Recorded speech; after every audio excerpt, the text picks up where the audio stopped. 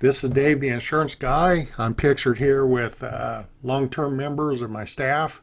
Before I get started with the Ruth Paine video, I want to get my commercial in. Direct insurance. Always do business with an independent agent. Even better, do business with me. You can find us under directinsurancenv.com, directinsurancenv.com. Many know that I'm part of a Facebook page called Fair Play for JFK, started by Jim Hess just over 4 years ago. We have 1,800 members made up of conspiracy people. It's also, we have members that believe Oswald shot President Kennedy and acted alone with no help. And then there's those who are just undecided. I'll put a link within the description here, so take a look at us. You're more than welcome to join.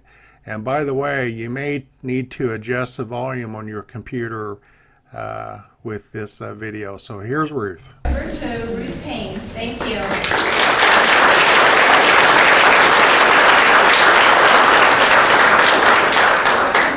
Can you hear me all right? Yes. Yes. Good. Will the student of the Bear Creek Integrated School please stand up? Rex, where are you?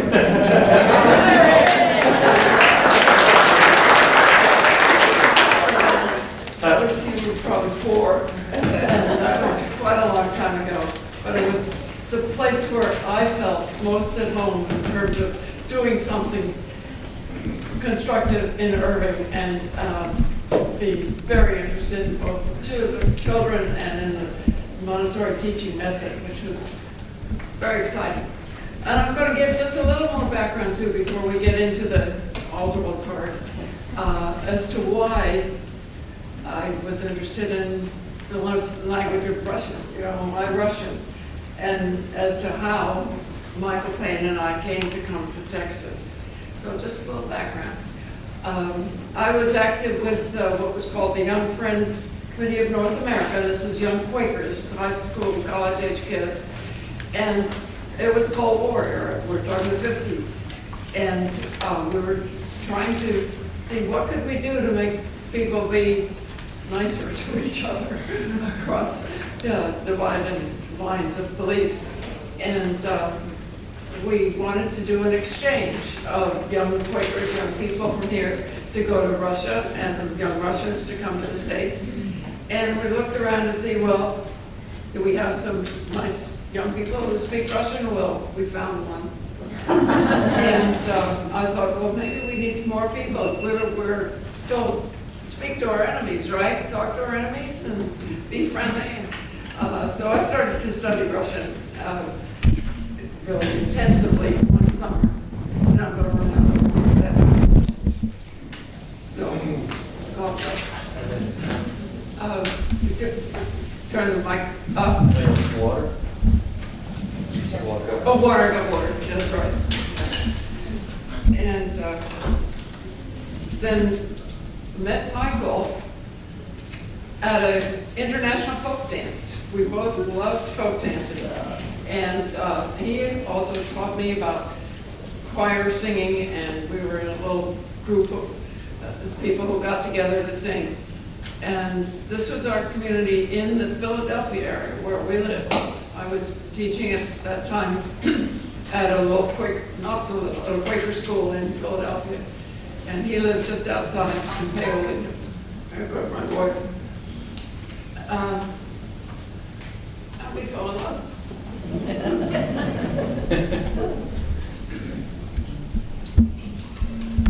And then after, a couple of years went by, we were married, and a couple of years went by.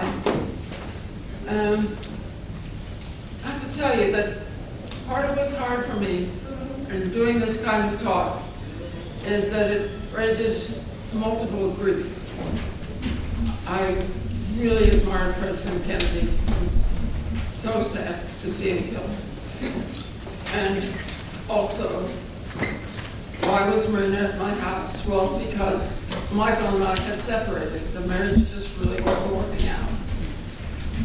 Very sad for me. And the two losses kind of intertwined in my spirit and my feelings about the loss of the dream of the marriage and the loss of the dream of President Kennedy, who dreamed for us so beautifully with the Peace Corps. And he's the one that made it possible for us to go to the moon and come back. That's been very much on the TV recently. Come on, boys, come back. So that's how come Marina was at my house, and it was very nice to have somebody to talk to. I was learning, it's helping me with Russian. You can't be living with somebody who's a native speaker. That was wonderful for me. And well, go on.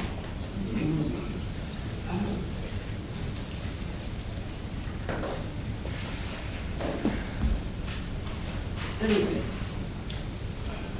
I first met Lee Oswald and Marina in February of '63.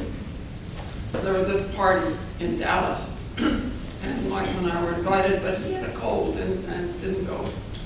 And I met Lee, who entertained people in the kitchen about his going to Russia and coming back. But I spent most of my time with Marina in the bedroom. She had a baby.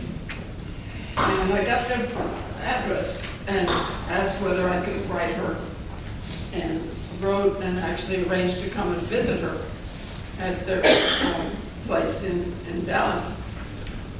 And did do that. They didn't have a, you have to realize what it was like to be poor and what it was like in '63. They didn't have a phone. And so I wrote a card and said, could I visit at such a time? And she wrote back and thanked me for remembering her from the party. And I arranged to go over and visited her there. And I discovered that she was expecting another baby. She had become pregnant. And she also said that Lee was talking about having her go back to the Soviet Union, which she certainly didn't want to do. So I sort of let her know that if she really wanted to stay, she could stay at my house if she wanted, but it was hard to arrange. I didn't know how he felt. Anyway, I'm going to fill in a couple of things that I didn't know about until after the assassination. But you have to understand that Lee got his Russian rifle, or not Russian rifle, his rifle, and I have to look it up. March 20th, we got the rifle at his P.O. box. And then it was April 2nd that I went and visited. It was April 10th. All these guys know this is true considered case, was that Oswald shot at Edwin Walker to try to kill him. And I asked Kevin to put this note in front of you because it seems to me so significant as to what was going on in Oswald's mind. He started out saying, we all got it here. Here's the key to the post office box, which is located behind the main post office downtown. See, I didn't know about this note, but found out later, and I'll tell you when. But this is on April 10th when he went out to try to shoot General Walker. And then he ends up saying, I left you as much money as I could, $60 on the 2nd of the month, and you and Judy can live on $10 a week, which I think they did. And he says, if I'm alive and taken prisoner, the city jail is at the end of the bridge we always used to cross when we went to town, the very beginning of town, after the bridge. Well, that happened, and I had no clue, but Marina did. Of course, she found the note when he didn't come back as soon as she expected. That evening, he had gone out, she didn't know where. But when she got nervous and wondering where he was, she went and looked on his little desk and found this note. And then, fast forward to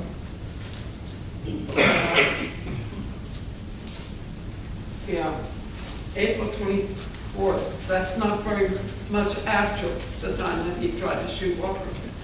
I came over to visit, and Lee was all packed up to go somewhere.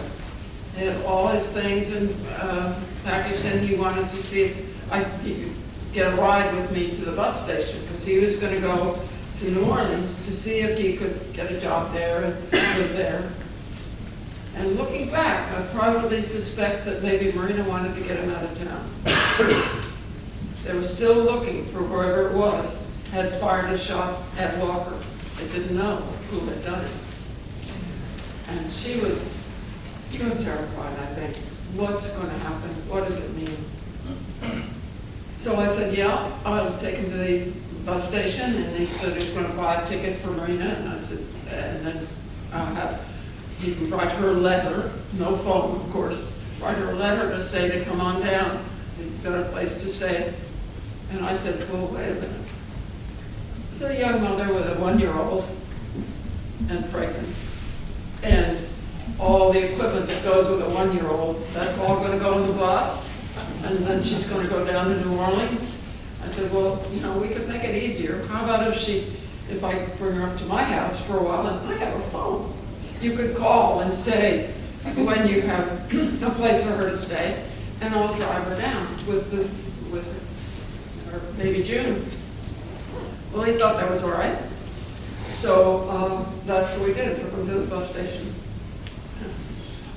And then packed Marina out to come to my house. And that was, May 10th. No, it was earlier. May 24th, I took her to the bus station. It was May 10th that I took her and June, and of course my 2 little kids, who went everywhere with me, to New Orleans. And we stayed that weekend. Not an easy weekend. There's a lot of strain in the relationship between Marina and Lee, and a lot of prickliness, I guess you could say. I never saw him hit her, although I heard later that he had. But they argued and bickered, and that was pretty unpleasant for me. Anyway, so came back after the weekend, and along comes the summertime, and you have to understand, I was not only lonely, I was bored. You don't get a lot of fascinating conversation from a 1-year-old and a 2.5-year-old who were my kids. So I packed into our station wagon. Pardon me. I think it's funny. Which is now owned by this man right here. And taking good care of it.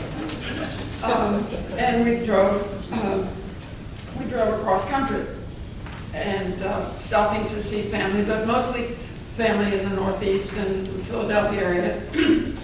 And then I went and visited some of the friends, the Quakers that I had worked with on what's called the East-West Contacts Committee, the ones that were trying to talk to our enemies and improve relationships with Russia.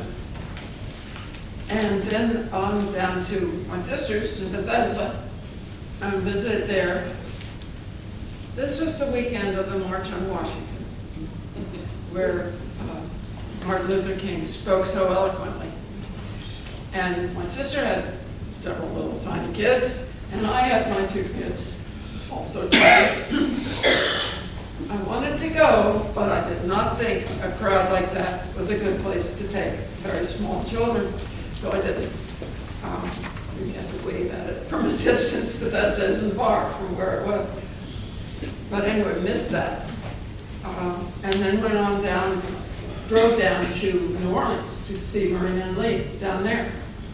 On the way, I stopped at the church in Birmingham where those 4 little girls were killed.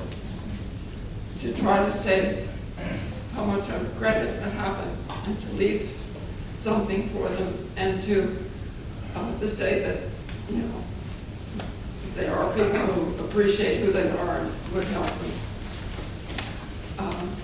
And I felt like I could explain that to my kids, that this was an accident. They could see it, you know, the church was still injured. Could say that they need help and to rebuild the church, and that what happened was terrible. So we're blessing them and going on our way. And then I went down to New Orleans. Well, he was again ready to go somewhere. And he said that he would be leaving the next day or so. But I determined that he really was comfortable with the idea of Marina coming and staying with me for a while. I was very concerned that he not feel he was being undercut as the father of the house, and you know, with his family. While he did require some financial assistance, it was his family. And he did feel okay about it. I was kind of appalled because she'd been there all summer. She by now was 8 months pregnant and had not had any medical attention or care, and they couldn't afford it.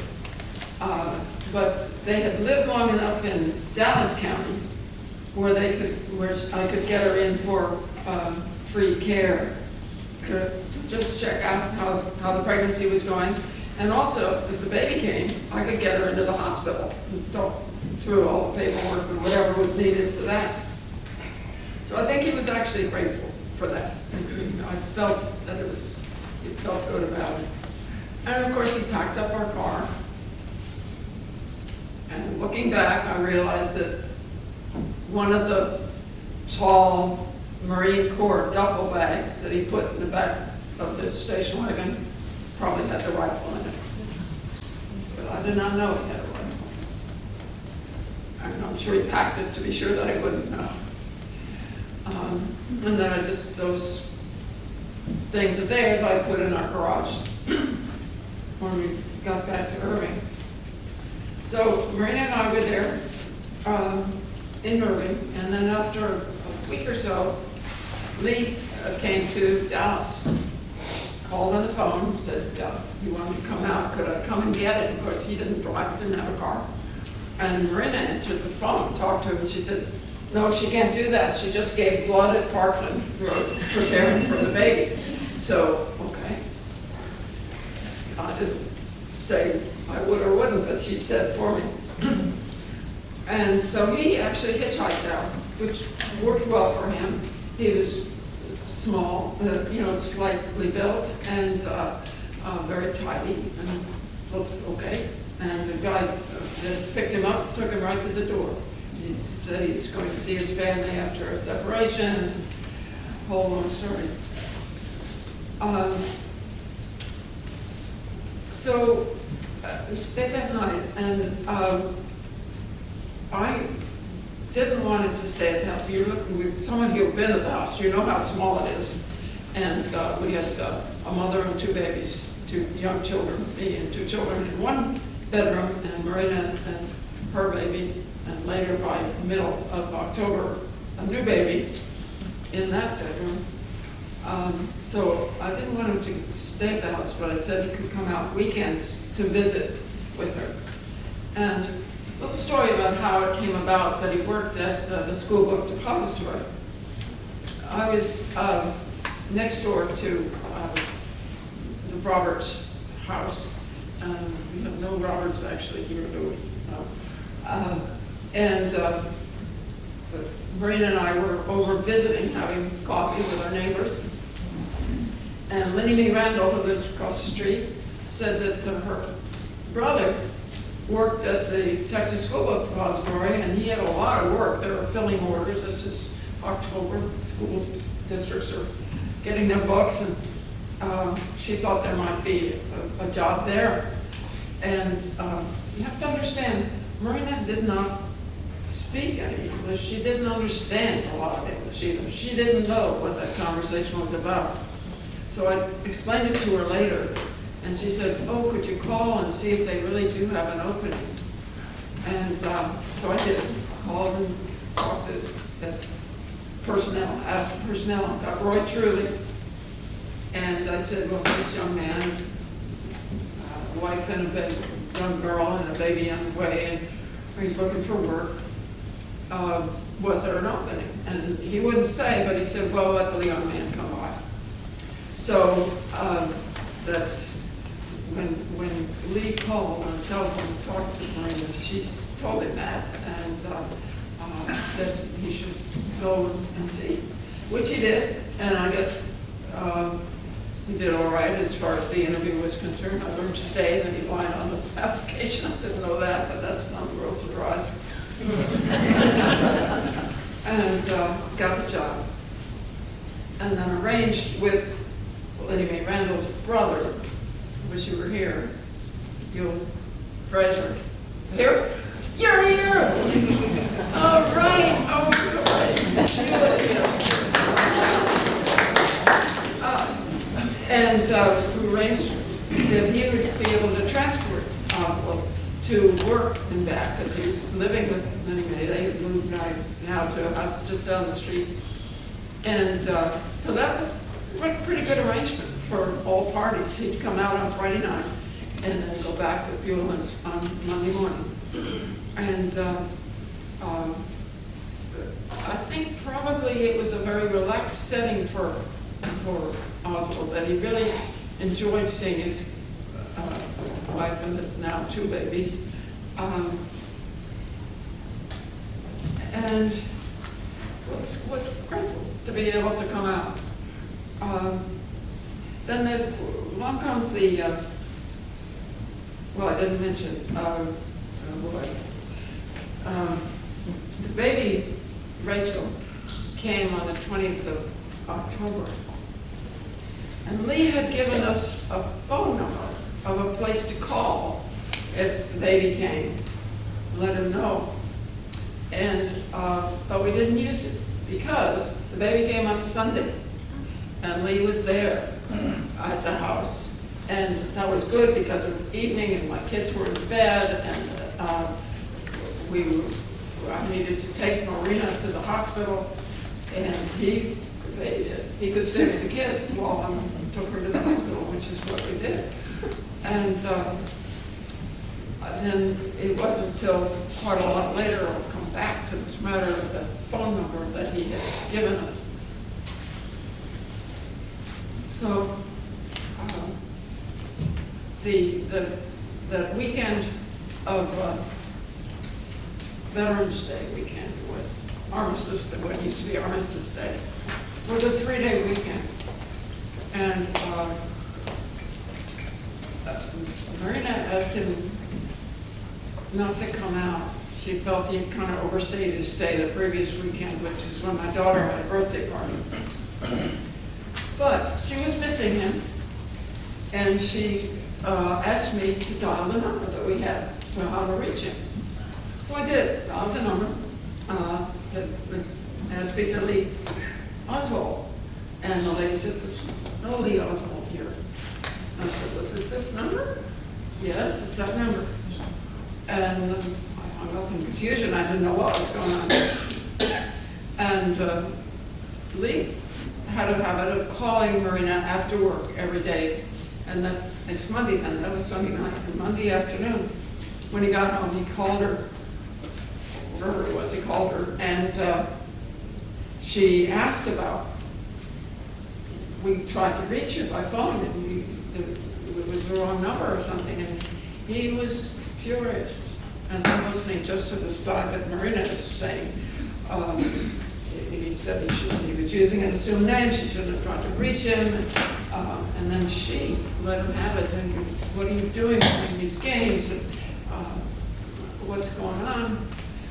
And they just had a pretty hot argument on the phone. And that was Monday, before the week of the assassination.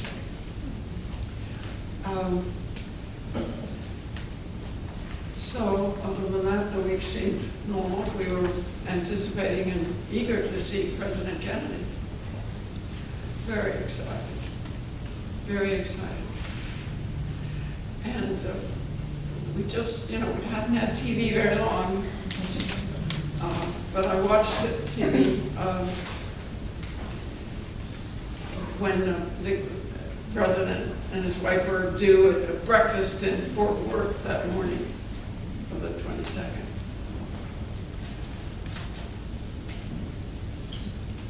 I'll have to come back to that because I was skipping over what happened Thursday night. We'll go to Thursday night and then to Friday morning. Thursday, when I came home from the grocery store about 5:30 in the evening, Lee was on the front lawn playing with June, his little daughter, and my kids. And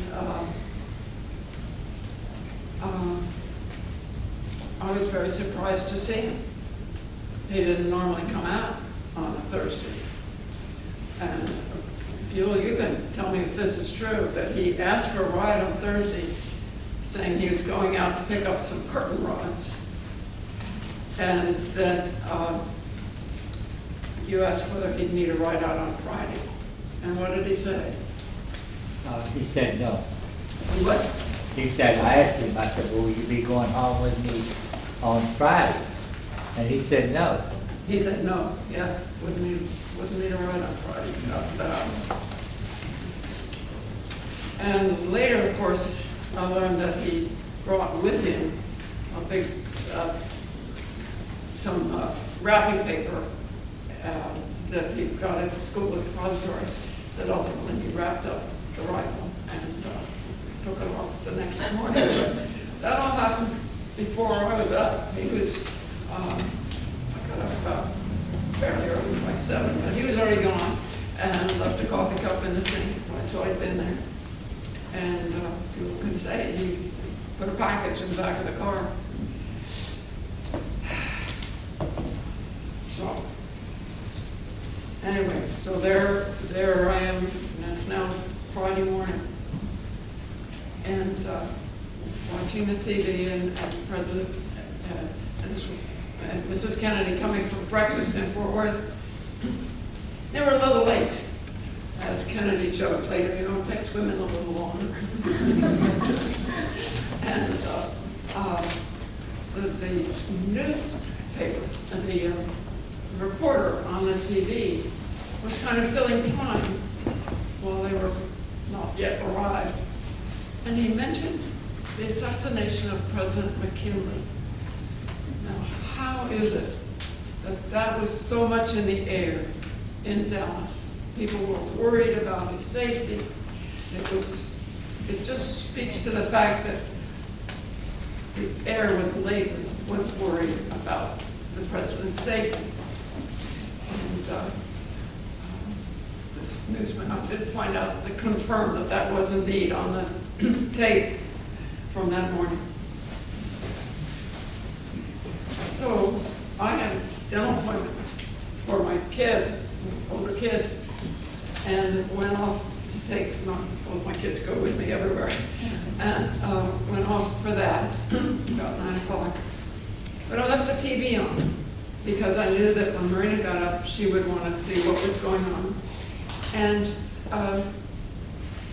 she would be up some, she had a very little baby. She would be up nursing in the middle of the night, so if she could sleep a little later, she would, and I knew she would want us to be able to sleep. But when she got up, she did, I learned from her later that she was very pleased to see the TV on and to see what was going on. And then when I came back with my kid from the dental appointment, we sat there watching.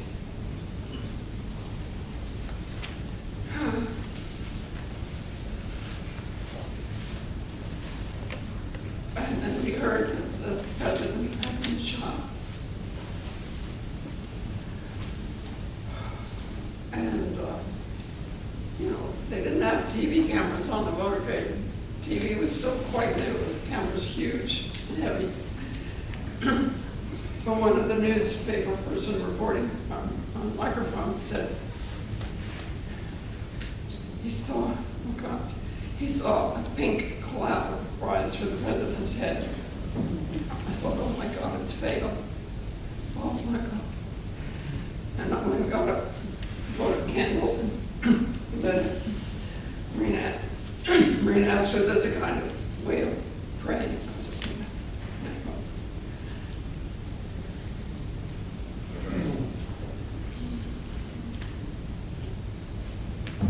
and then, well, more than an hour later, we heard that in fact he had died.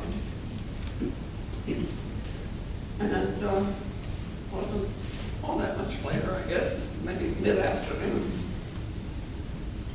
when 6 police officers arrived at the door, saying they had the Oswald in custody for shooting an officer. And we by now had heard that an officer had been shot. And I thought, oh, this is not good. And one of the officers asked, did Lee have a rifle? And I said no. And translated to Marina, who said yes he did, and led the officers into the garage. And here was this blanket roll on the floor. The officer picked it up, and you know how it was folded over his arm. And I thought, this is the moment when I felt it could have been late. And I was just devastated to think that. And at that point, I was ready to help these officers in whatever way I could.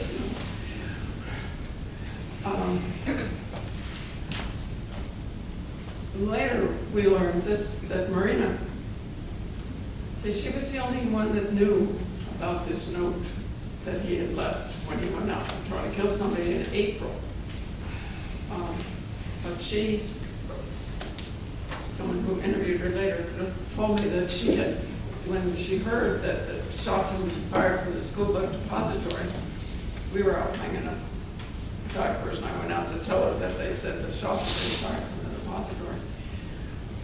I didn't notice, but she went into the garage to look for the rifle, recognizing that it might be Lee. And she thought it was there.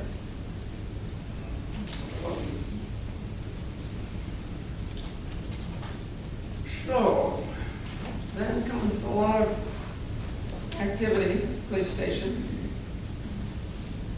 and changes, and here's where the grief intertwines. Michael and I had been separated for a year at this point.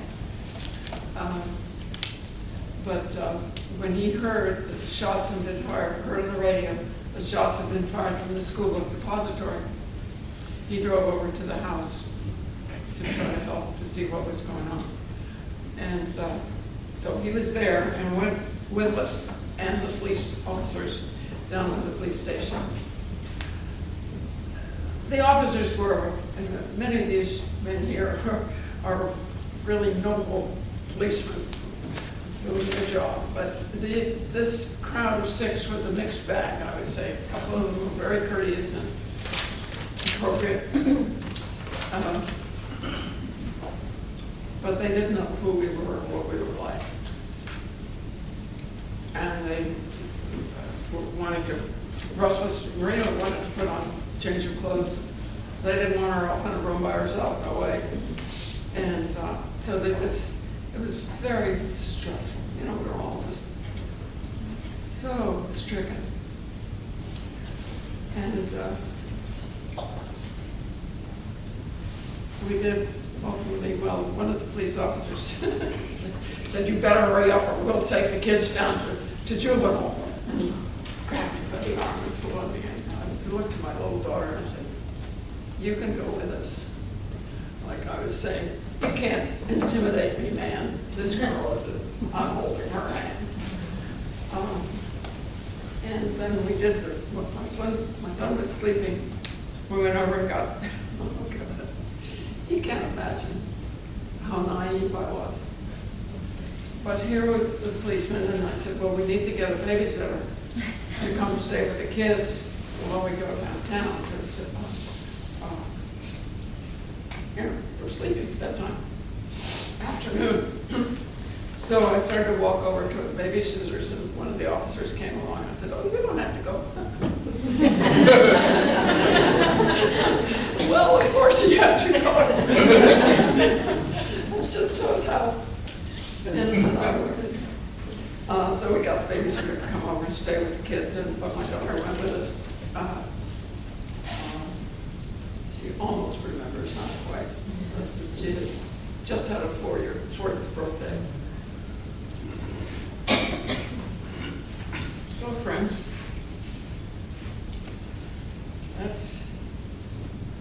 we're going to get to the note now. The next day, well, that evening, at the police station, we met Marguerite Oswald. Very interesting lady. And she asked if she could come out to my house. She lived in Fort Worth and had negotiated herself a ride to the police station in Dallas. And she asked if she could come out and stay at my house. And I said, well, yeah, if you could sleep on the sofa, you can come out. So that's what she did. But she also invited to people from Life magazine. Writer.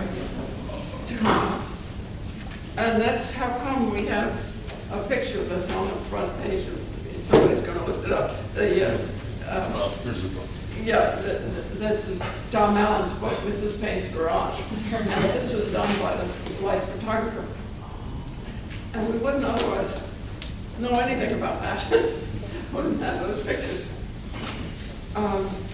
So we give Marguerite Oswald credit for that. Spent the night, and then the guys came back, the two from Life magazine, with a translator this time, Russian speaker, and went off with Marina to try to see Lee, and that's what the picture is. They're getting ready to go into Dallas, and this is the morning, Saturday morning, the 23rd of November. And I expected she'd be coming back that night, but she didn't, and I didn't know why. And then Lee called from jail, from the police station, and wanted to talk to Marina, and I said, she's not here. Well, she should be there. You know, he was insulted that she wasn't there when he needed her. But I was curious about, just as he was, where she was. Well, Tommy Thompson was the writer from Life magazine, and I remembered his name. And he had told me what hotel they were staying in. So I called the hotel, may I speak to Tommy Thompson? And right at the phone, Marguerite answered the phone. And I said, I wanted to talk to Marina. She said, no, can't talk to her. Well, Lee wanted her to be available where he could talk to her, and so, well, we can't be too concerned about what Lee thinks at this point. Hello, Mama Oswald. So, Lee called again later to ask me to reach a lawyer, but I was not able to. I had very mixed feelings. You know, he had a right to a lawyer, a right to a hearing, all of that. But I didn't appreciate his asking anything of me at that point. You know, I was not feeling very friendly. But I tried to reach the lawyer. He was out of town and didn't have an answering machine, so I didn't reach him. Well, here we are. I didn't know where Marina was. But she called me and asked if I could. She had left expecting she would come back also. But she said, I need clothes for the kids, I need some diapers, I need, you know, stuff. And so I made up a package, and I began to get mail for her. Americans were very generous and very kind. And they several people sent a little bit of money, a donation, please help out this young mother who was in such a terrible spot. So I'd if it was cash, I'd write a check for that amount and send it on to Marina. And all the clothes and stuff that she asked for. And hooray for the Irving Police Department, they had stationed an officer in front of the house. I just took the package of what I wanted to send to Marina out to the officer and said, do you think you could get this to Marina Oswald? Yes, he could. So we did that several times, sending stuff. And one of the times that I sent things, I included a book that I thought would make her feel more at home. It's a book in Russian about child care and little advice we had been reading about pinworms in this book. And they took it to her. And a few days later, I had a mysterious visit from two people from Secret Service. One was their Russian speaker, Mr. Gopatsi. I don't remember the name of the English speaker. And Mr. Gopatsi, I felt he wanted to check out my Russian, so he spoke only to me in Russian, and so I answered. And he showed me a little piece of paper, two pieces of paper, and I only looked at the top. He didn't really want me to read it, but I did see that it said, this is the key to our post office box, and that's about as far as I got. And the Kapatsi was saying, Mrs. Paine, you sent this to Marina Oswald. And I said, no, I haven't seen it. Yes, you did. You sent it to her. Do you recognize the handwriting? No, I don't recognize the handwriting. But I did comment that whoever wrote it didn't know the Russian word for key. He had transliterated it in the Cyrillic letters, key, and it said key. And so that identified that note for me, even though I only saw that first portion of it. And this is like the second bad moment after the one with the rifle. Because he was accusing me, and I was upset. So, of course, I turned to the English speaker, should have earlier, and said what was going on in the Russian language, that he was saying, Mrs. Paine, you sent this. And I said, no, I didn't. And finally, the English speaker said, well, it was in a book. I sent a book. But of course, I didn't know the note was in there. And I only figured it out from news reports later as to what the note was about, or how it came about, because of the word key in the lead of the what you have here, this full story of the note, that it was something he left for Marina in April when he went out to try to shoot General Walker. And I asked much later, was there something else besides the note that pointed to Oswald as the one who made that shot? And Priscilla Johnson Macmillan, who was a major researcher of the whole thing, said, yeah, he had photographs taken with his camera of the back of General Walker's house. He had notes that he had made about his careful planning for the thing. He had figured out a place to hide the gun after using it. And he also figured he could write, he had bus schedule, how to get home on the bus. And it's just, a lot of people don't know about this. I keep meeting people who didn't know that Oswald had made an attempt to kill somebody in April. Keep meeting them.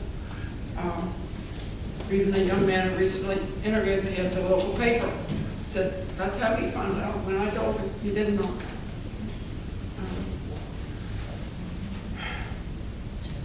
So it's pretty clear to me, from my experience and my direct experience, that it was he, and that I think very important aspect, that he had tried to kill somebody and planned it. I do think that it's possible he didn't do much planning about shooting Kennedy. Because as I read his personality, if he had decided Thursday morning when he left his rooming house to go to work at the school book depository. I think if he decided that early, he would have taken his pistol with him from the rooming house. He went to work, talked to people, and came out that Thursday night. And then amazingly, just walked out of the school book depository after the shooting. Where did he go? Went to his rooming house and got the pistol and used it terribly to kill Officer Tippett. And then was caught in the Texas school book and in the Texas theater a few minutes later. And the arresting officer reported, Officer McDonald, he'd been trying to grab the gun, and it actually was fired. And he said that it hit him here rather than firing off the gun. He was saved by having his hand in the way of the pin firing the gun. I was ready to kill that officer too.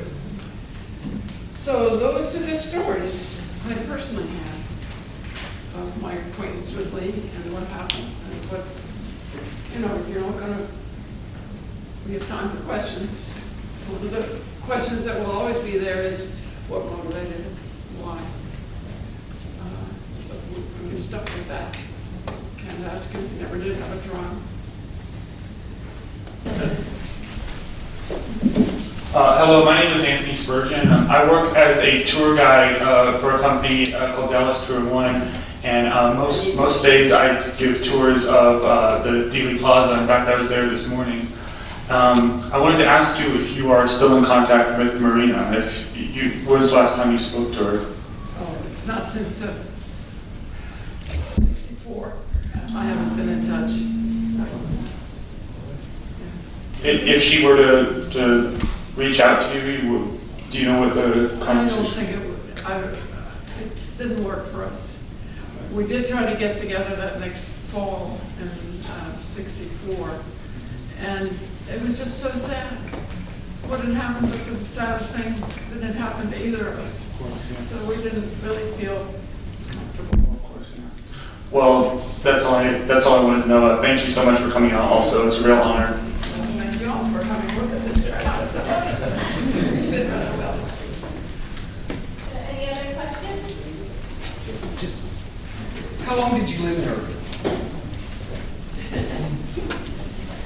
I'm a little bit. How long did you live in Irving? How long did you live in Irving? I lived in Irving about 10 years. Hi, I I'm Pat Hall, got home. and I am the granddaughter of Gladys Johnson, who was Mr. Lee's landlady. Oh, no. And I was wondering if you could clear up when Lee went to New Orleans and you took Marina down later, when you called and said that he had a place, then it was my understanding that you brought her back that same weekend because they started bickering. Oh, no, it's two So trips. you left her there, It's 2 trips. I took her down in May okay, when he called and said he had a place and a job. okay, And then I stopped at the end of the summer, in September, in September. to visit. And that's when he was ready to go somewhere. Uh-huh. And I said, well, if you want, I can take her to my house and get her into the hospital as needed. And, Okay, yeah. I just wanted to make sure Yeah, that I knew the We sequence got of some real that. fact checkers here.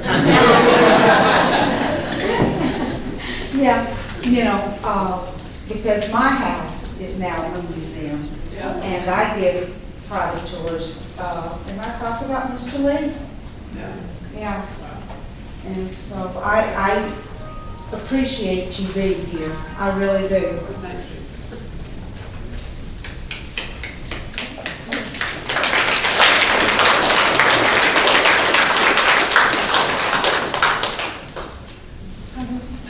My name is Carol Stoddard, and having taught Texas history and studied Texas history, To talk to you. okay. Thank you.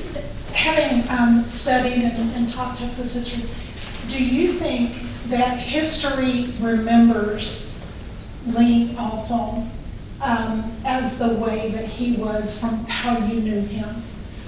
So has he gone down in history as the person that you knew him as? Accurately, would you say? I don't know, I would know, especially how history sees it. I think killing the president was so massive an event and so important. I think that's really what people remember. That the House really portrays kind of how he was in a more relaxed setting, and how, you know, I didn't see him as dangerous.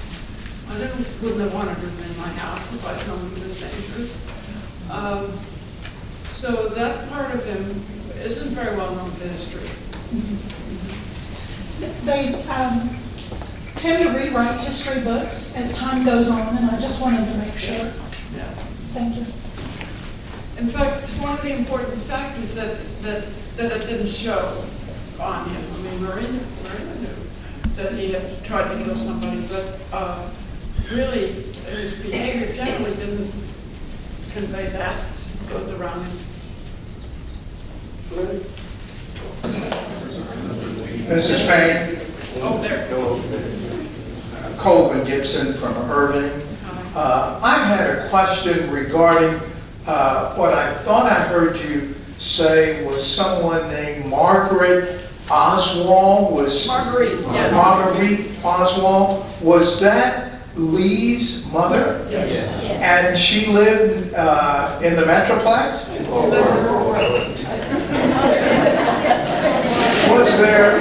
Was there ever consideration for Lee and the family living with her? He wouldn't even tell her there'd been a new baby. He wanted nothing to do with her. That's right.